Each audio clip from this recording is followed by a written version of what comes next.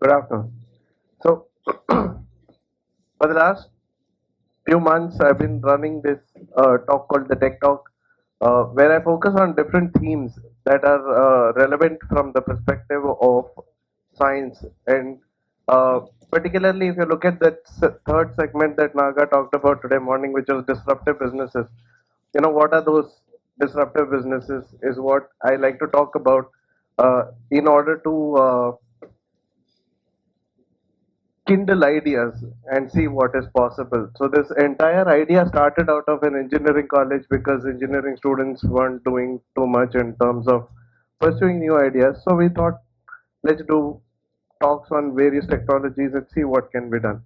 So the last time I did this thing in Chennai, I spoke too much about the history and too little about the future.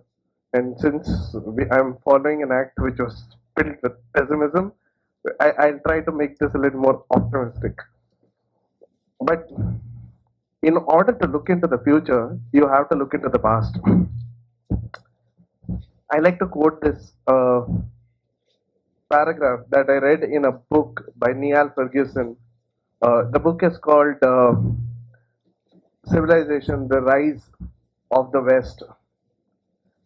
And the paragraph goes in 1411, if you were to circumnavigate the globe, you would have come upon China and they were building the Forbidden City. It was great splendor.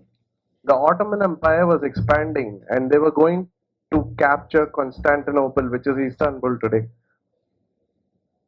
And by comparison, if you looked at Europe, Europe was plagued with Black Death, which almost wiped out 50% of the population.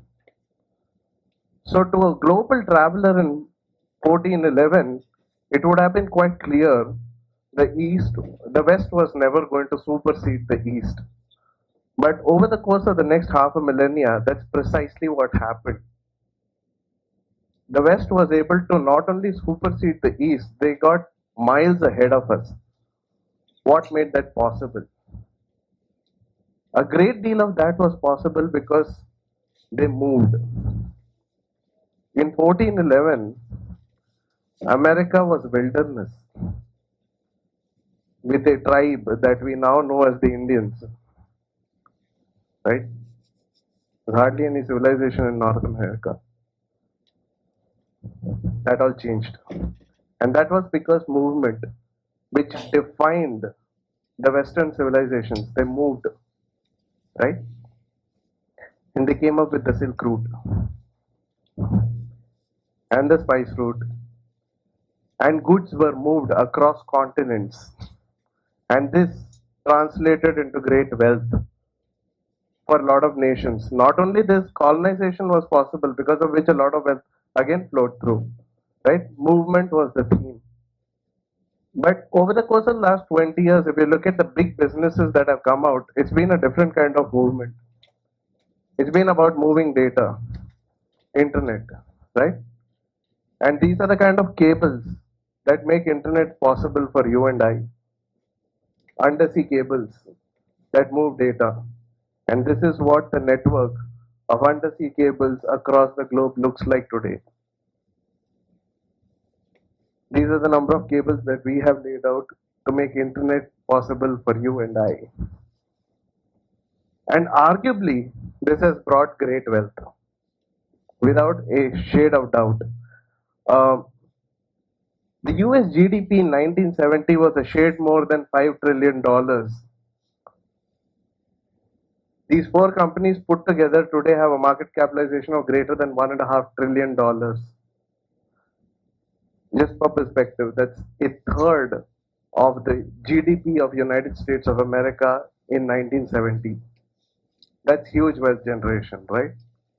And this was made possible because the internet. I mean, barring Apple, all the rest of them are internet-based services, and without iPhone, Apple would not be worth what it is today, right? $1.5 trillion. So where's the next trillion coming from? Is the question, right? Moving atoms. That's where the next $1 trillion are coming from, not billion. trillion. I believe that moving atoms is going to be the theme that will generate wealth equivalent to that of the combined GDP of the Western Hemisphere today. This is huge. This is a trend that cannot be ignored and cannot be put aside. Which is the most valuable startup in the world today? Uber. What do they do? Move people. They are valued at $66 billion. Just to put that in perspective, these are the countries that have a GDP which is smaller than Uber. And it includes countries like Luxembourg. I'm not just talking about third world nations over here. This includes really big countries. I mean, at least really well developed countries that are part of this list. But they are smaller than Uber. Uber moves people. Seems like the problem is solved, right? People are getting moved. Uber is probably going to start delivering stuff as well. They anyway have a fleet on the street, right? Then why should we go and try to solve this problem once again? We were talking about hyperlocal in the morning, right? What does hyperlocal do? Hyperlocal delivery. How many of you have been customers of hyperlocal delivery? Like 3, 4 of you? None of you ever had food delivered to your houses? Or like a couple of them are realizing that hyperlocal. Right? Okay. So last year I had a really good time because I could order food that was worth 100 rupees, which was delivered to me for 90 rupees, and there was a logistics cost of 100 rupees involved in delivering that, right? Yes. And you got a discount voucher for the next time. Yes. So last year was phenomenal. Like I stopped cooking altogether. Like the kitchen was shut down. I got rid of the gas connection. Right? No need. Like they were delivering food for like it free doesn't even begin to cover what they were doing, right? And then they all disappeared. Why? Why did all of these startups die? They ran out of acquisition money. Okay. They weren't startups. As much as investors would like to believe that they were startups, they weren't startups. Because startups fundamentally have an asymmetry between people and growth. I quote this example repeatedly. If you were to start a postal service across cities, you'd have to employ people in each of the cities, right? So growing to another city would mean adding more people, correct? Whereas if I was starting an email service, you go to multiple cities. You don't need to put people in every city, do you? You can run a server out of one place. There's a fundamental asymmetry, and that asymmetry is critical to being a startup. Correct? None of the hyperlocal delivery businesses, even if some of them are surviving today because they raised too much money, they aren't startups yet. And in my opinion, even Uber is not a startup. Although Uber very nicely, got around that problem by calling their drivers contractors and paying them by the trip, right? You know how many countries Uber is fighting lawsuits in? Somebody came very close. 31. 31 countries. And this is not even the entire list of lawsuits. There are about 120 lawsuits that Uber is involved in. Right? A vast majority of them in the Western Hemisphere. So, Uber is obviously having a people problem as well. Right? So, this problem is really not solved. How do you solve it? It's extremely clear that people want stuff delivered. That part is clear. It's extremely clear people want themselves to be moved from point to point. It's extremely clear, right? Demand exists. The right solution does not exist, and that is where trillions of dollars are sitting. honestly. And there's hundreds of billions already at stake. Uber itself is 66 billion, right? You put Uber, Ola, and Lyft together, you would probably hit 100 billion right there. And then we take the entire hyperlocal piece, we are going on adding, right? We start moving towards that trillion figure. So moving stuff is going to be the theme of the next 30 years. This is where the next $1 trillion is going to come out of. It's all going to come out of moving stuff. I know there's a lot of interesting areas like AI, there's a lot of interesting areas like machine learning, there's areas such as uh, genetic mapping, where a lot of work is going in, but they are not going to generate the kind of money that moving stuff is going to generate. So the easiest part is drones. Why start with drones? Drones are environment friendly, they don't cause traffic congestion, and if you take hyperlocal as particularly an example, they do the right range, right? So why haven't drones been adopted?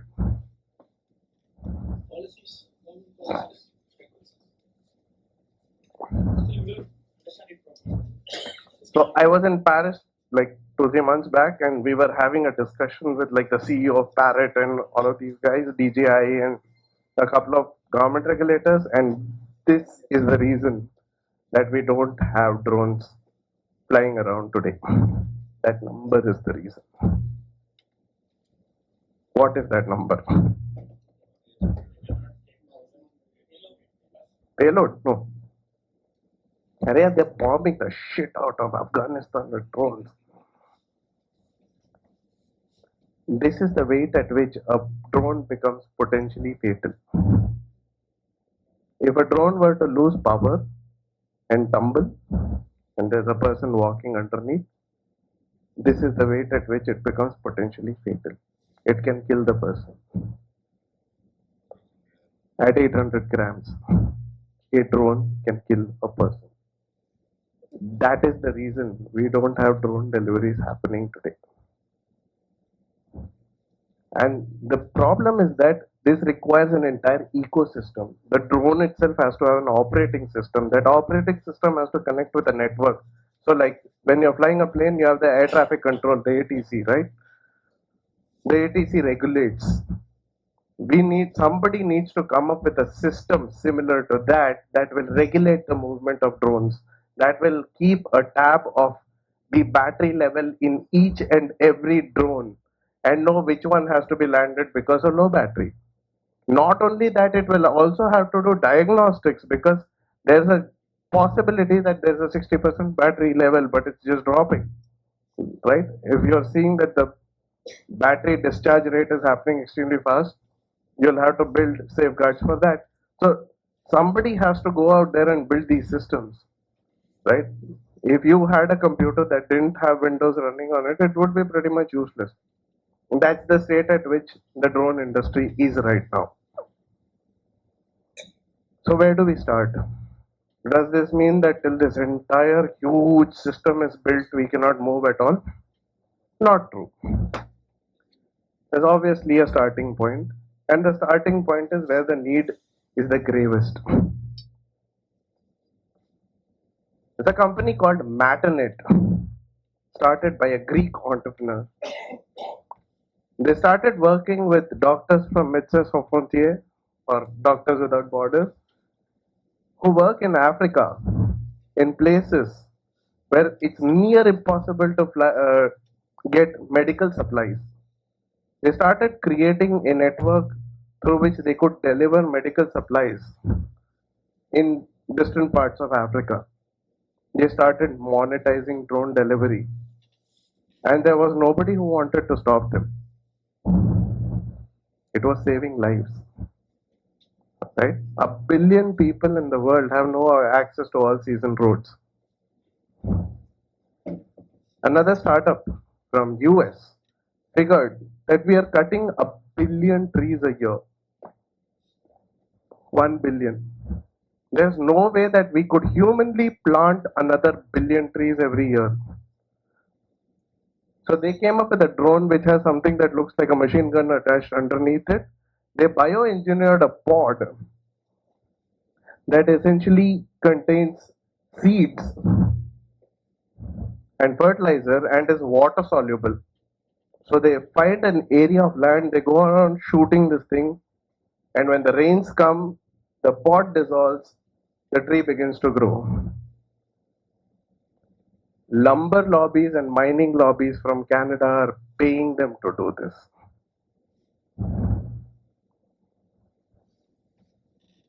Skylark Drones, this is an Indian startup based out of Bangalore.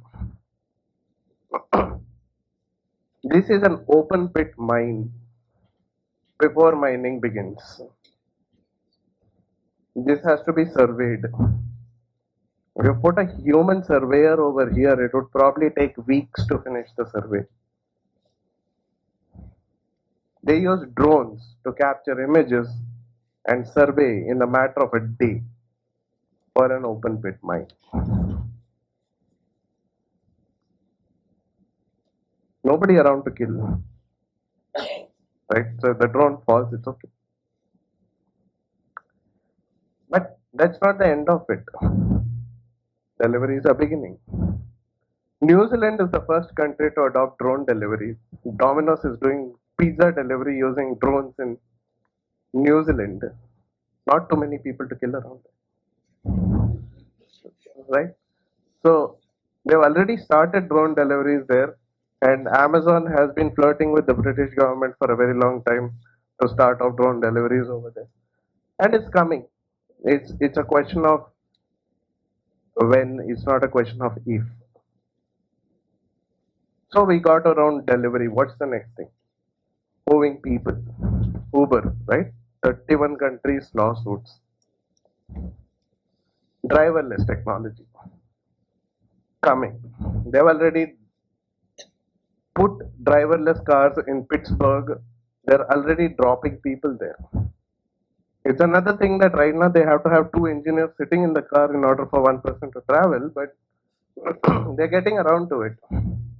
And driverless technology is truly revolutionary because it will eliminate the drivers, it will eliminate a whole bunch of lawsuits that they are dealing with currently. But also, most importantly, it will create new business models. Who is going to own the cars? Right? Somebody has to own these fleets. Uber, the entire idea of Uber was I don't want to buy the car. Right? Every taxi business in the history of mankind has not scaled because I can't buy that many cars. Right? So there will be innovative business models that will emerge over here with driverless tech. I am pretty certain they'd probably not even buy car, and car will become a SaaS business or whatever, cash business, where Uber pays them like a monthly subscription to use the car. That's probably what it's going to come around to, right? And so if you look at a company like Apple, which is sitting on $250 billion in cash, and if one car is going to cost $50,000, they can deploy 50 billion in cash to buy a million cars, right? Put it out there, and that cash flow will start accumulating. It is going to happen. In fact, there is also a startup in Singapore called Newtonomy, which is doing the same thing. This is another company that got acquired by Uber called Otto. And the first thing they delivered was obviously beer, right? So they took beer from a factory and delivered it in Denver, I think. And this truck drove all by itself. A distance of I think 120 miles or something was covered. Completely autonomous. And truck drivers are some of the highest paid people in the United States.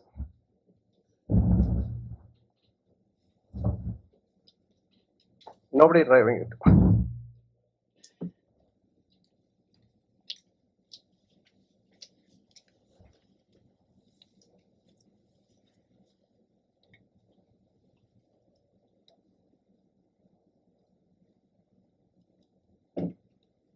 So, by comparison to driverless cars, there's only payload here. There's probably that one person who's the driver whose life is at risk. So getting licenses as far as big rig trucks are concerned is a lot more easier when you look at autonomous driving as compared to when you look at passenger cars. But most certainly it's coming. They are already doing deliveries. Surface transport itself is about to change. We have been traveling at the speed of 900 to 1000 kilometers per hour in the air, but we have never done 900 to 1000 kilometers per hour on land, and that is about to change. Hyperloop One is one of the companies. I met with the founder as well, who which is working in this space where they are looking to do high-speed transportation on the ground. They've already got a plan in place with Dubai, where they're going to do a line between Dubai and Sharjah, I think, Abu Dhabi, yeah. And the plans are underway. The big problem with this is not the technology, apparently. The big problem is oxygen, land acquisition. The big problem is land acquisition. The line between Los Angeles and Nevada never happened because they just could not acquire the land. So when you meet a CEO of a company like Hyperloop, you expect him to talk about technology, right? This guy hardly spoke any technology. He was like laws, acquisition. That was his biggest problem because land acquisition is a huge issue. Here it's a desert, so it's okay. But somebody said Mumbai, Pune, not happening. Absolutely not happening. Land acquisition is a huge issue as far as Hyperloop is concerned. But change will come. India has the largest network of railways in the world. Change will come. And then there's the possibility of flying in the air. I saw this company win the first prize at Hello Tomorrow this year in Paris. It's a battery powered plane, virtual takeoff and landing, 36 fans that propel it. The Saffron Group invested just after listening to the pitch. Right? They had a working prototype. So this is about moving people inside the city by air. Battery powered 100-kilometer range. Right? So as far as moving people is concerned, and this is autonomous, by the way. Nobody has to fly it. You just sit in it, it takes you where you have to go. Fully autonomous. Right? So transportation is going to be disrupted for better or for worse completely. So when I talk about $1 trillion, right? Think about it. A plane like that is not going to come cheap. Right? You're talking about maybe $400,000, $500,000 price tag on something like that. And now think about 10 million of those flying around. Are you seeing the number moving towards the $1 trillion figure? It's going to happen very fast, very easy. So going beyond this planet, what is the first reason to go beyond this planet? How many of you have a smartphone in your pocket here? What does it run on? Battery. What is that battery made of? Silicon? Lithium. So the first reason to go beyond the planet, okay, sorry, I seem to have been stopped. Internet is the first reason. So I showed you this picture earlier, right? You know one of the problems with this? Sharks bite on the wire. Sharks attack the wire. Right? So when you have like internet disruption and you're calling up your internet service provider and shouting at him, there's a shark somewhere in the sea biting at a wire. Right? And it's extremely expensive to take care of this. It's extremely expensive to lay this down. Easiest thing to do is move beyond. This is the plan that SpaceX has, which is to put 4,000 satellites up there. So every nook and cranny of the world will have internet. You won't be able to travel to any part of this world that will not have internet. And there are similar plans that, I mean, so Google wants to use balloons to do this. Um, Drones are being used by Facebook to try and do this. But from the long term perspective, it looks increasingly difficult to do that with anything that's not in the low Earth orbit, right? Because if you're doing a drone, you need to keep repowering it, you have to do something of the sort, which is hard. And even if you're doing solar powered drones, which Facebook has done, there's a maintenance aspect to it. So it has to come down at some point of time, whereas satellites can keep floating for like 40, 50 years. So that's the first reason to go beyond planet Earth, right? Governments are not going to build this. Commercial enterprises are going to build this. The next reason would be lithium. The lithium technology is 30 years old. We haven't progressed on the technology forever. And according to a study by Ford, we are going to run out of lithium by 2100. And I am sure since the study was done in 2011, they didn't even account for all the battery powered cars and battery powered drones and battery powered God knows what all and whatnot that's going to come, right? Uh, we are going to run out of lithium much faster than we think. Probably not in your and my lifetime, but we are going to run out of it.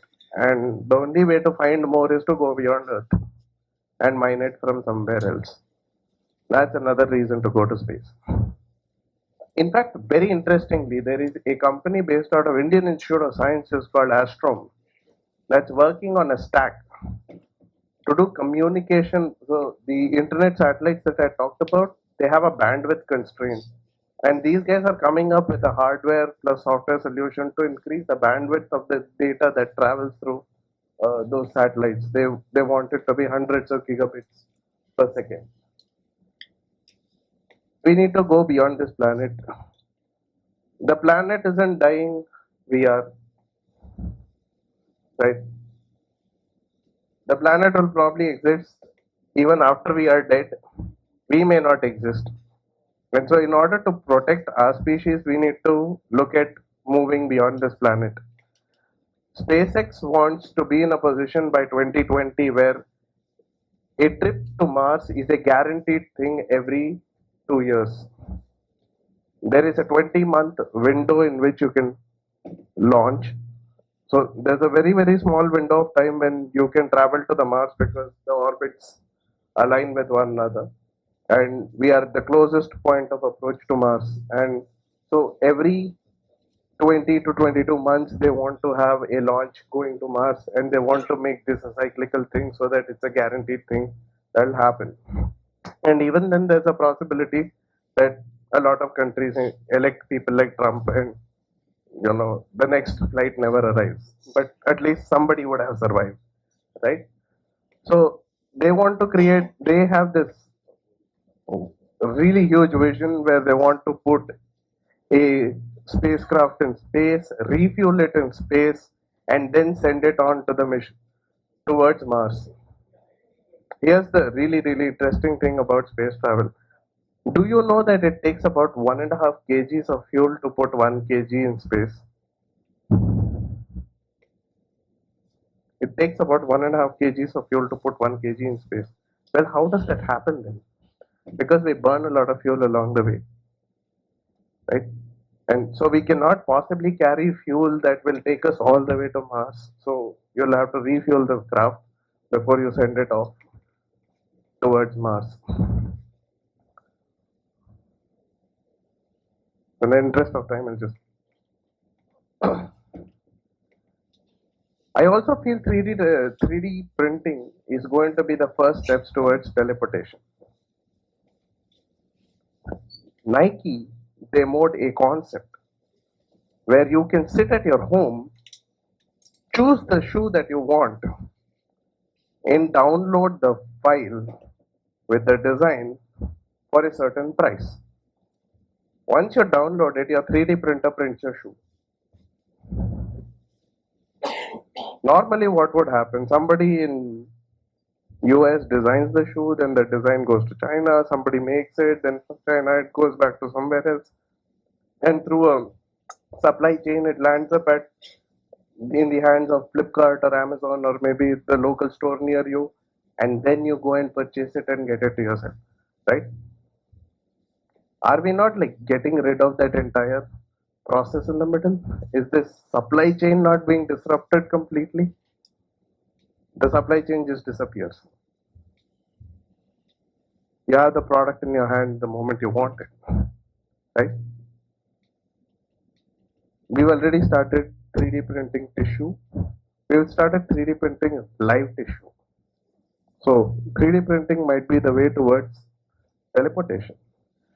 The problem is consciousness. We don't know how to move that. So why is this important? Why am I asking you to look at these technologies? Why now? This is the adoption curve of products that have been launched over the last 100 years. The first one is the television. And it took almost 80 years for the television to penetrate more than 80% of the market. By comparison, if you look at the smartphone towards the end, they're quite practically vertical lines, right?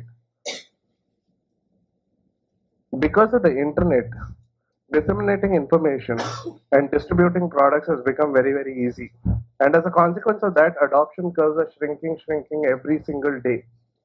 And so, any new invention, any new thing that gets created will get adopted very, very quickly. The bus will leave even before you know it.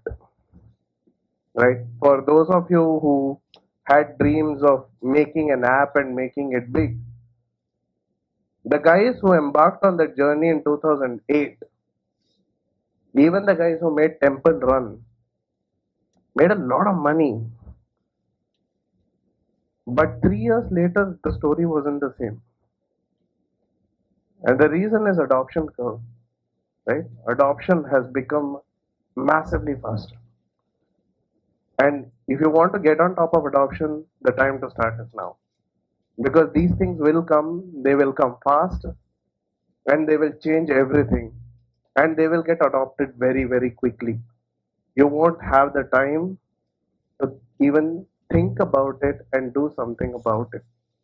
Right? And these are all research heavy pursuits. So you need the time to research your solution. So, all of this looks really, really difficult, right? How many of you think this is difficult? All the things that I told. Nobody thinks it's difficult, all of. Okay, there are few people. I always like to look at this picture every time I think of something that's difficult. This is what the internet was in 1968.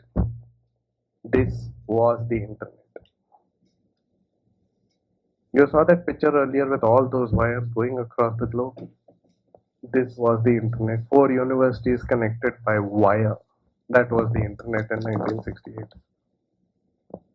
We put a man on moon in 1970 with computers that were not even a tenth as powerful as the phones in your pocket.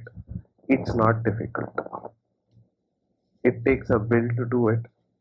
And if you pursue, you can get there. Thank you.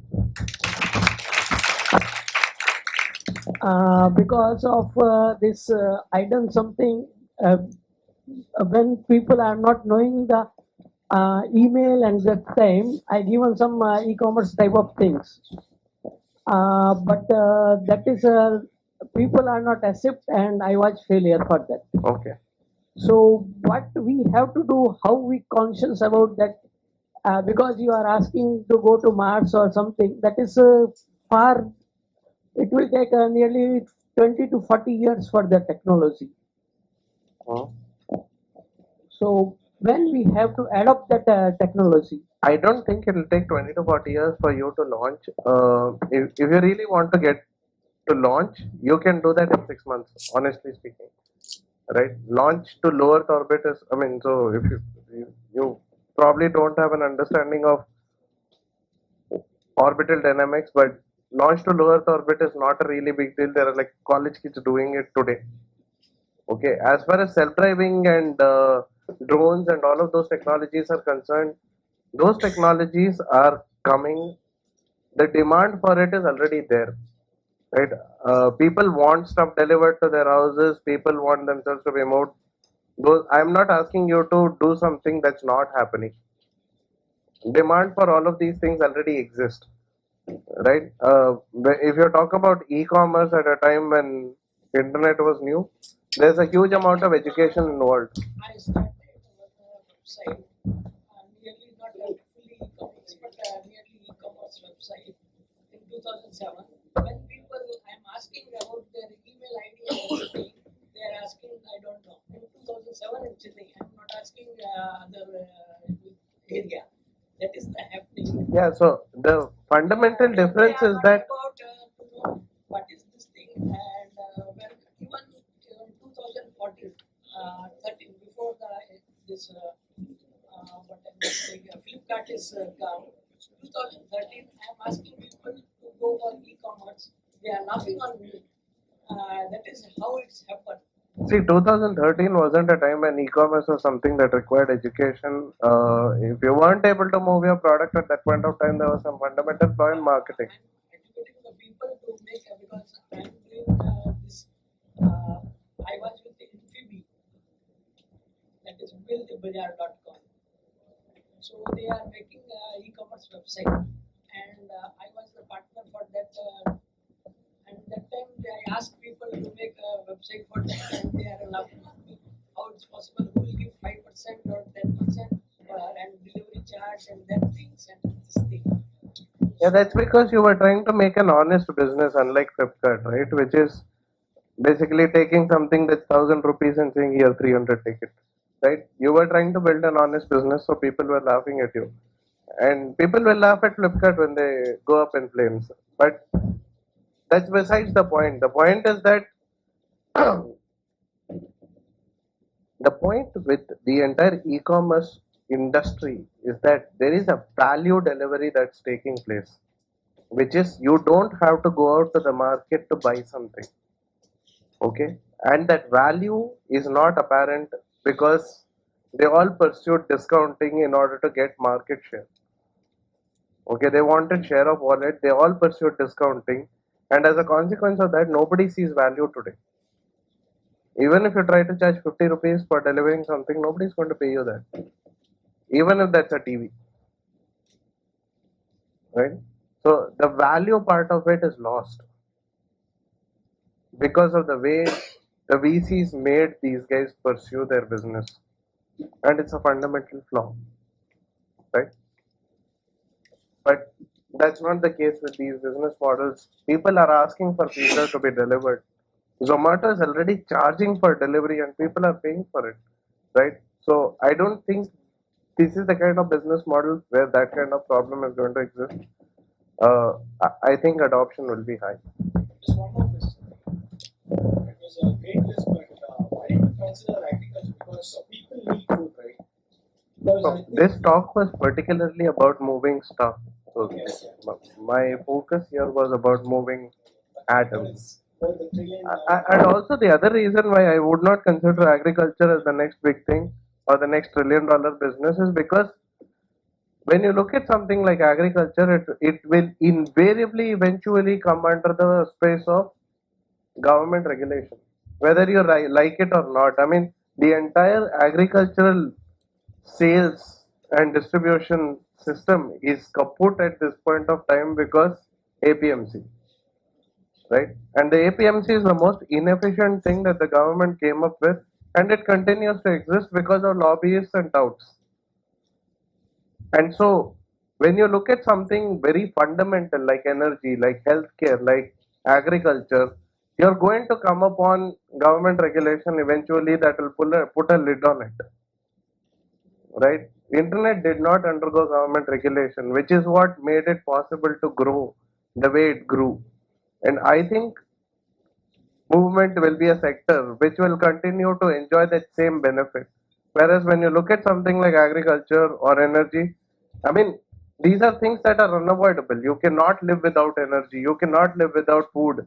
You cannot live without um, healthcare or education. But these things invariably will come under the gamut of government regulations, and therefore it becomes impossible to price it the way you want to price it.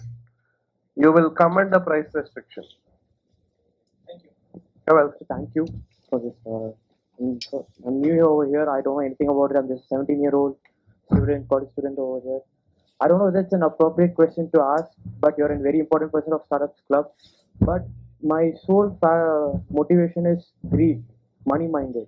Is it good or bad? See, you have to have a certain amount of greed.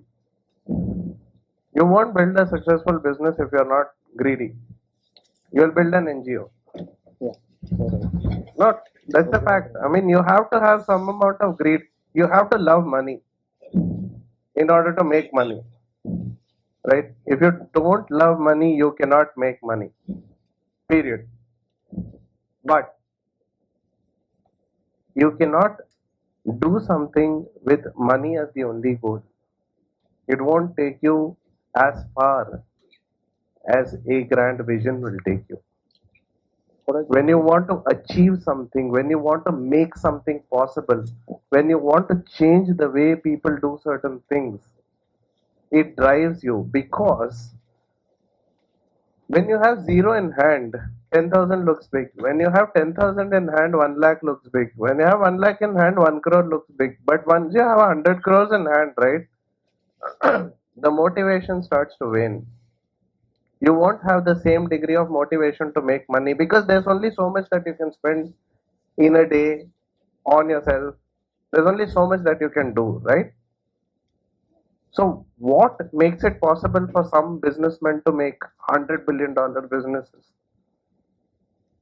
It cannot be money alone, right? You might start a business, you might get to some place if money is the only goal in mind. But if you have to go beyond that, there has to be something more than money that's driving you. There has to be a sense of some achievement that is driving you, right? If Mark Zuckerberg did not want the entire globe to be connected, right? After a certain point, that interest will wane. You'll lose interest in it, because great companies are not built by doing one great thing. It's built by showing up every day to do the same boring thing, right? Great nations aren't built in a day, because a group of people who form the government work repeatedly over and over and over again, day after day, is what makes it possible for that nation to be great, right?